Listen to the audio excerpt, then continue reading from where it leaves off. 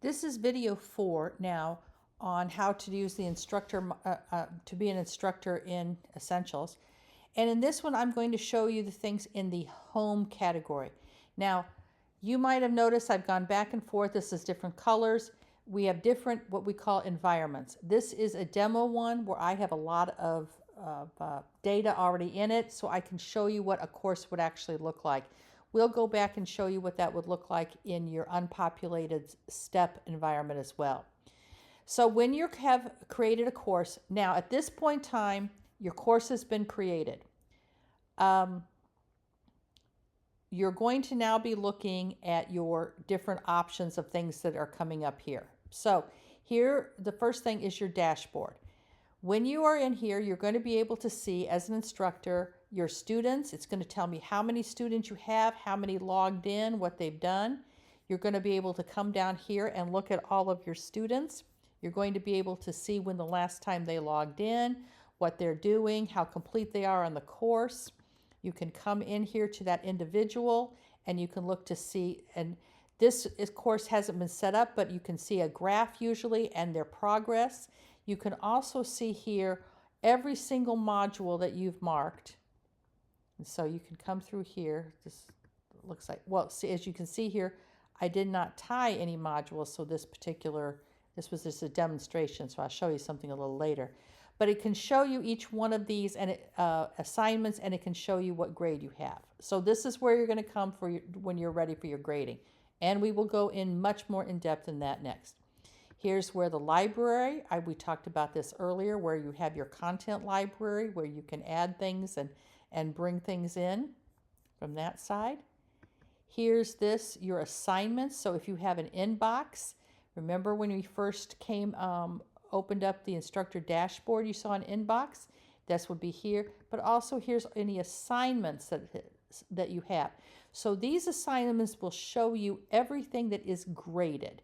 So it shows you that there's a reading quiz here. It shows you there's a final assignment. So look at the different faces. This is the quiz.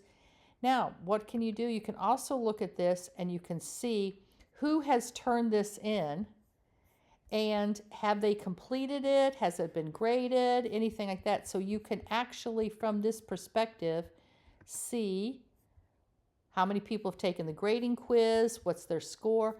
So you can look at this from both a longitudinal side, where you're looking at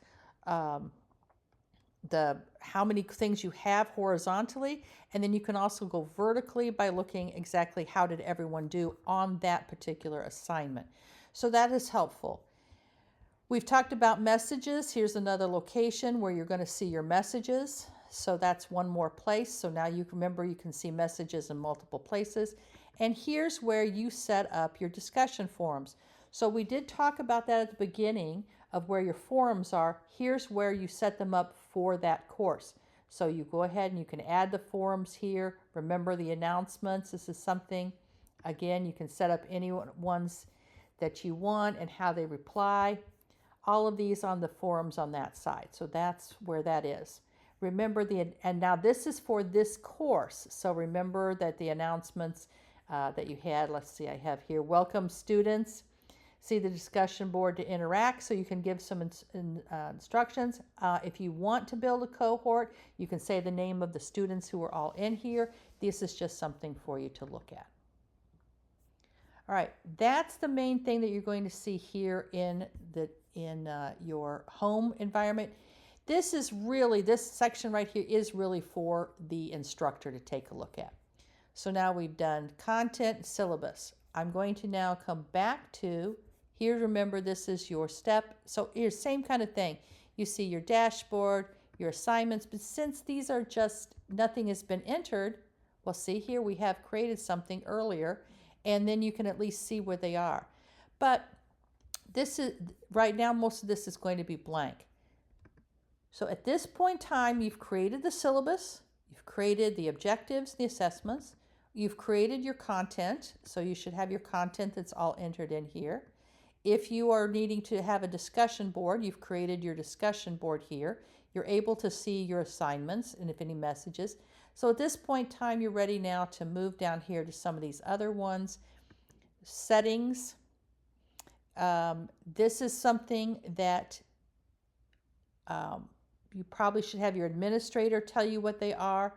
They will be the ones that will add in what categories and what GPA scales that you use. Make sure that those are here and they can tell you what they are and what you do. Do not do this. This requires the password. Let me say this, be very cautious about using that because that's hard to take off once you've added it. So do that very sparingly, if at all, and make sure that you've really gotten that from your administrator, and do nothing with this, the branch. These are different things. The one thing that I do want you to see on this one is the AI settings. And this is where you want to include your course content in the AI database. You have to say yes. If you want the chatbot to be yes.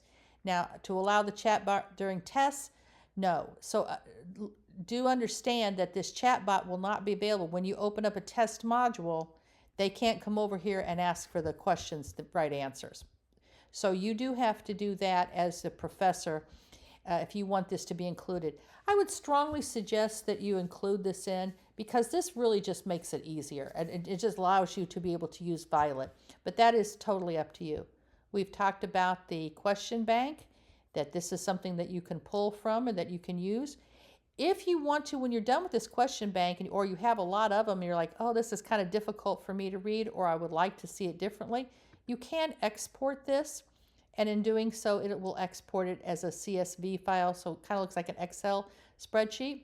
And so you can go through and kind of like look or analyze these later. So I'll just show you what that looks like. I'll open that up. That's what the questions look like. So there, that gives you some idea. It's like, okay, I do like that one. Maybe you just want to be able to analyze them separately. That's another way that you can do it from that side. All right, so I think now we're back to the final one of publish. This will show you this, make sure that you're okay with this. Your objectives are here. You have to have this be filled out that it gets 100%. It will tell you to do things differently. If everything is done, then you can publish. Once you publish it, you still can go back in and someone can even it will become active and available then for students to either enroll in, or it will come into the upcoming. You can still make changes. What you can't do is delete it. So if make sure that you probably check with someone before you publish, so you can't delete it if you need to. So I think at this point in time, you are able now to get into your course, build your course, publish your course. At this point in time, we'll stop, and I will have another one on how to do all of the grading.